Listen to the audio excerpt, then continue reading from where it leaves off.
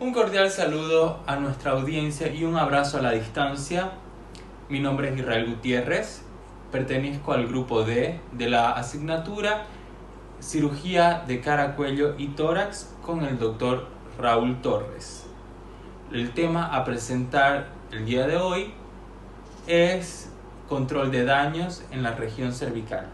Los traumatismos son una de las causas más frecuentes de indicación en cirugía de emergencia en los centros de salud. También son una de las causas más frecuentes de muerte a nivel mundial. Los traumatismos traen consigo diversos tipos de complicaciones, tanto hemodinámicos, de respiración o ventilación.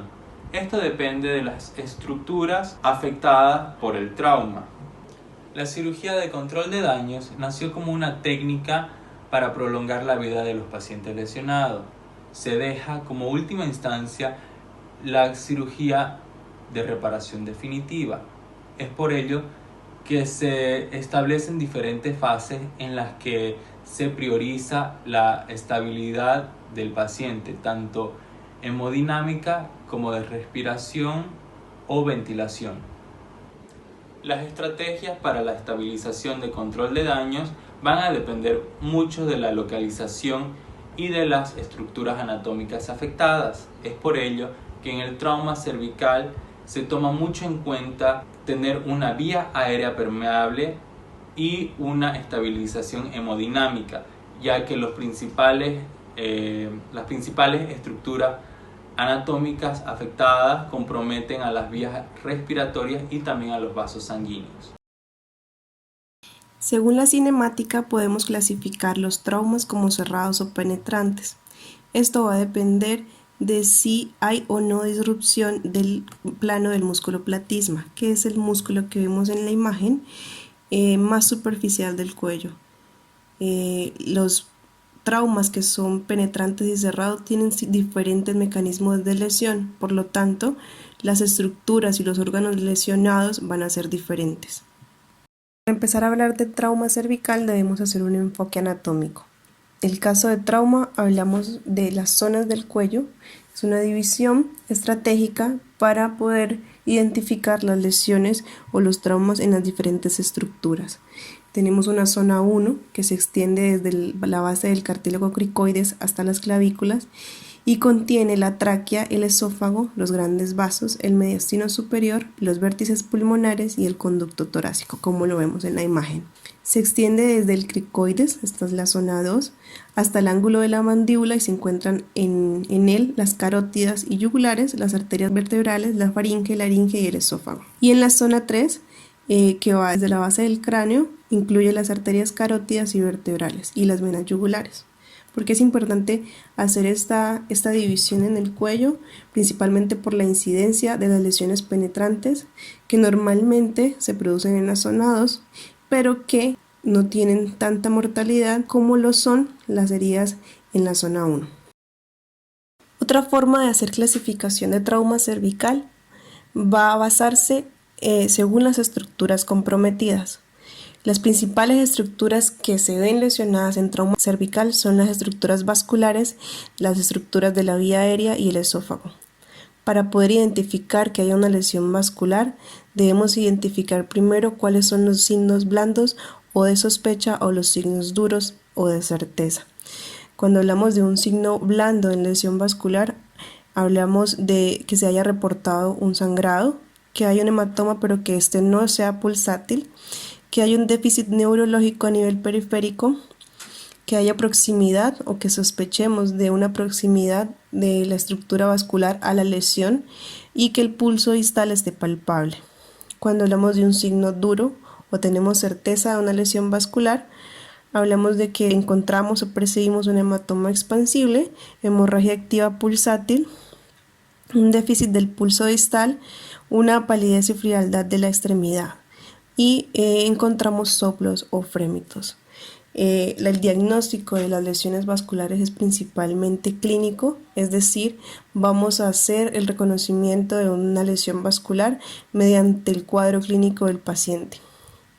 Otro tipo de estructura, que es la lesión que se ve afectada en las lesiones cervicales, son las vías aéreas. Y cuando hablamos de las estructuras de la vía aérea en el cuello, hablamos de faringe, laringe y tráquea principalmente. ¿Cómo hacemos una identificación? En este caso, hay unos criterios mayores y unos criterios menores para realizar una sospecha diagnóstica. Cuando hablamos de criterios menores, hablamos de que encontramos un enfisema subcutáneo, hay un hallazgo de un estreador laríngeo, podemos encontrar disnea, hemoptisis y la imposibilidad de tolerar una posición supina o la imposibilidad de tolerar la extensión del cuello. Un criterio menor para hacer sospecha de lesión en la vía aérea es una disfagia, una ronquera y el aumento de la tensión local. Igualmente para los traumas esofágicos, que aunque no son muy comunes, pero de no ser diagnosticados a tiempo, pueden llevar a ser complicaciones graves e incluso puede llevar a la muerte de los pacientes por abscesos o por mediastinitis. Entonces, una de las principales sospechas para reconocer un trauma esofágico es encontrar un vómito constante en el paciente, una disfagia o una odinofagia. La cirugía de control de daños surgió inicialmente como una estrategia para traumas abdominales, pero se empezó a aplicar en todas las regiones y las zonas en las que hubiera una indicación para segundos tiempos quirúrgicos. Tiene 3 pilares que son importantes, que son la intervención inicial, que es un procedimiento abreviado, una reanimación intensiva y una reparación definitiva de las lesiones con un cierre de la pared, la que sea que se haya accedido al paciente. ¿Cómo se aplica control de daños en trauma cervical? Fase 0, que fue implementada recientemente, se habla de una BCD de trauma a nivel prehospitalario, en el que se encuentra el paciente en la escena y se respetan todos los protocolos del ATLS. Esta también es aplicada a los servicios de emergencia en los que se puede realizar reanimación con líquidos calientes, se puede hacer la clasificación del grupo sanguíneo para hacer la transfusión en caso de encontrarse con una hemorragia o un choque hipovolémico.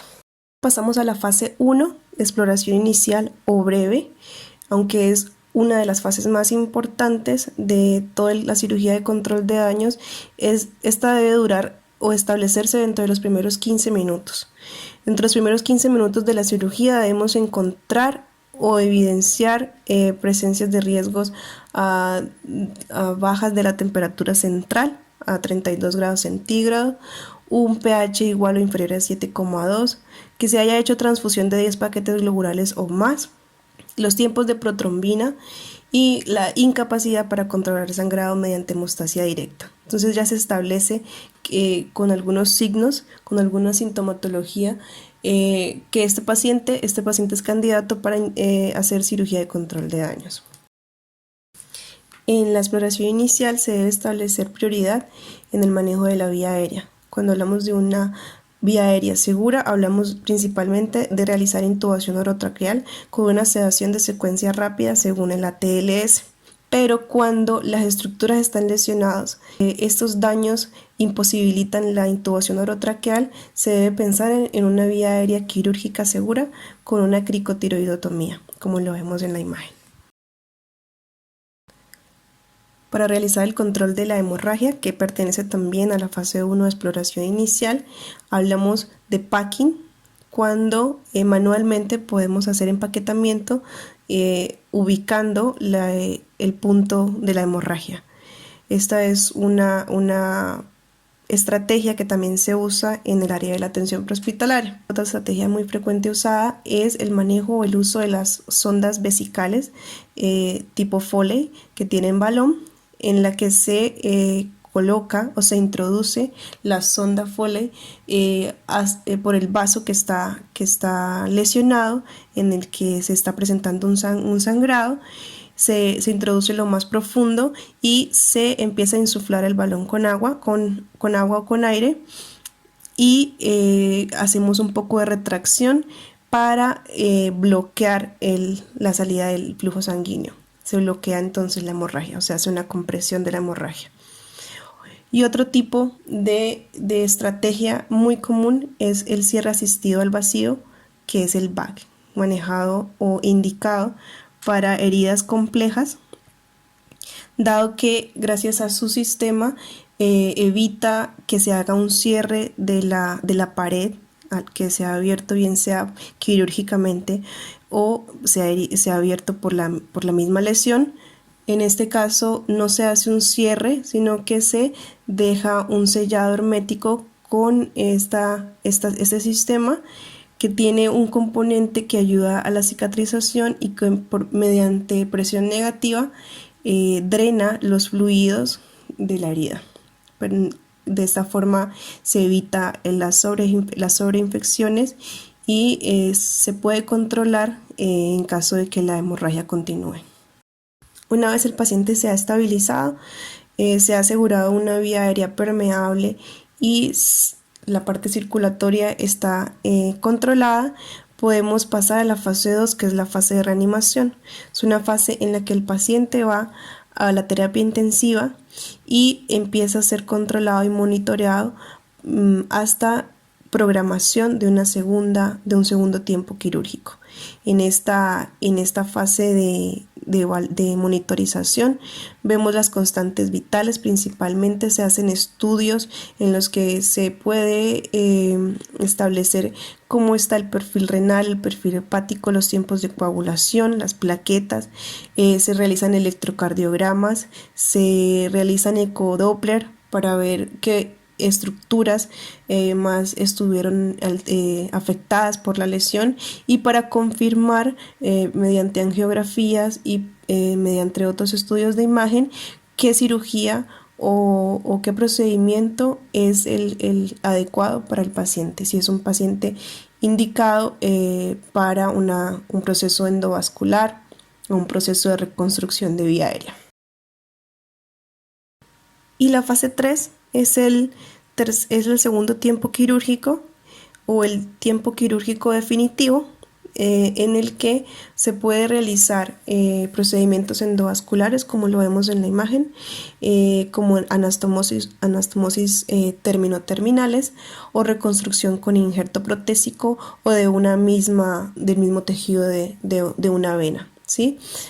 También como lo decíamos, se hacen reconstrucciones de la vía aérea por las especialidades de cirugía de cuello, y si hay una perforación esofágica, si hay alguna fístula, se hace la reparación. Podemos concluir entonces que aunque el trauma cervical representa un gran desafío para los cirujanos, dada su complejidad en el diagnóstico y la complejidad de su terapia, cuando aplicamos la cirugía de control de daños en esta área, prolongamos la supervivencia del paciente al máximo. Se minimizan las complicaciones, se minimiza la incidencia de mortalidad en los pacientes con trauma, ya que se divide o se esquematizan unas fases de intervención en la que se prioriza la estabilización del paciente. Nos despedimos, querida audiencia, invitándolos a que del 8 al 10 de septiembre ingresen a la plataforma de la Universidad Cristiana de Bolivia a la Feria Virtual Científica.